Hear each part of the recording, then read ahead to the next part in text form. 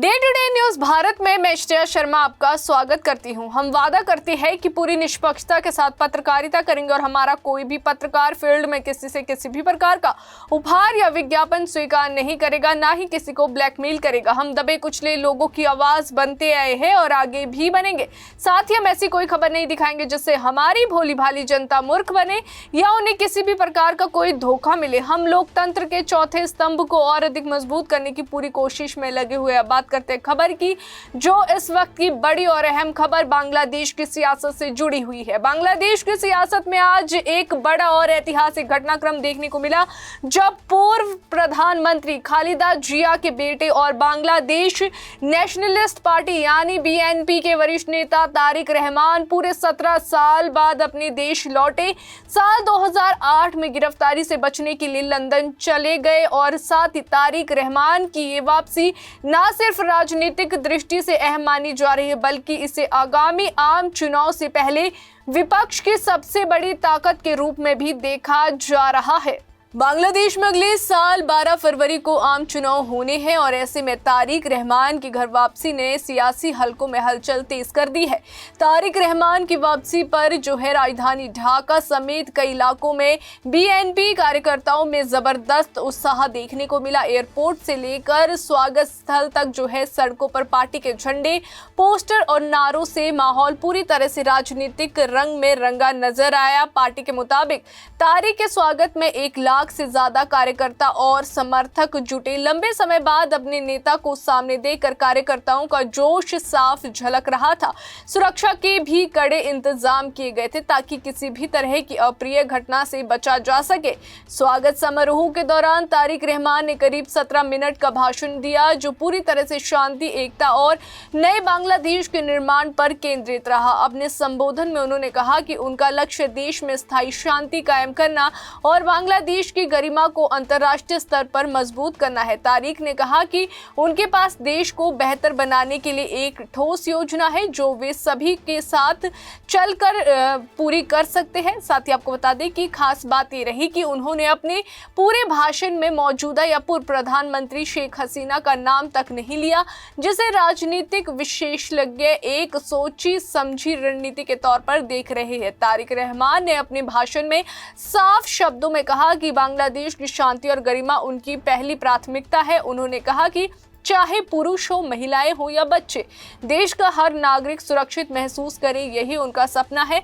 उन्होंने अपने समर्थकों से हिंसा से दूर रहने और लोकतांत्रिक तरीके से देश के निर्माण में योगदान देने की अपील की है। तारिक का ये बयान ऐसे समय सामने आया जब बांग्लादेश में राजनीतिक तनाव और टकराव की घटनाएं अक्सर सुर्खियों में रहती है।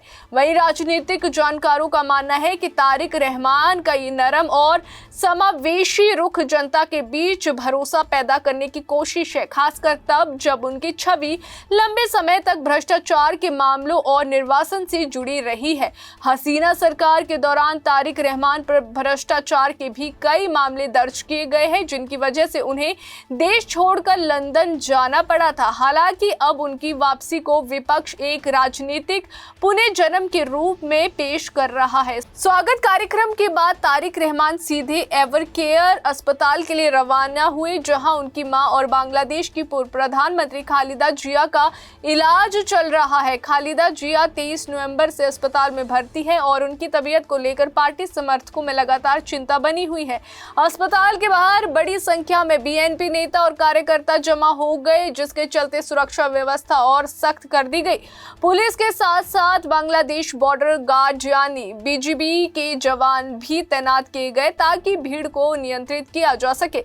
मां से मुलाकात के बाद तारिक रहमान अपने आवास जाएंगे। बताया जा रहा है कि उनकी पत्नी और बेटी पहले ही बांग्लादेश पहुंच चुकी है। लंबे समय बाद पूरा परिवार एक साथ होने जा रहा है, जिसे तारिक के निजी जीवन का भी भावुक पल माना जा रहा है। राजनीतिक हलकों में ये चर्चा भी तेज है कि खालिदा जिया की खराब सेहत को देखते हुए पार्टी की कमान अब पूरी तरह से तारिक रहमान के हाथों में आ सकती है।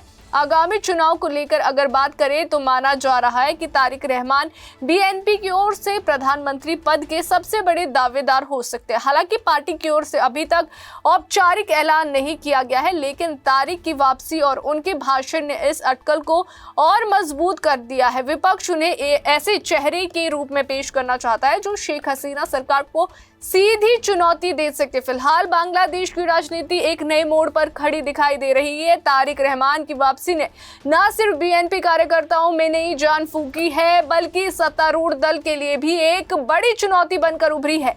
आने वाले दिनों में यह देखना दिलचस्प होगा कि तारिक रहमान अपने वादों को किस तरह जमीन पर उतारते हैं और क्या वे वाकई जो है बांग्लादेश को एक नई राजनीतिक दिशा देने में कामयाब हो पाते हैं। फिलहाल इतना तय है कि 17 साल बाद हुई ये वापसी बांग्लादेश की राजनीति में लंबे समय तक असर छोड़ने वाली है। अभी के लिए फिलहाल इतना ही। देश और दुनिया की ताजा खबरें जानने के लिए देखते रहिए day to day news Bharat और हमारे चैनल को लाइक, शेयर और सब्सक्राइब करना ना भूलें।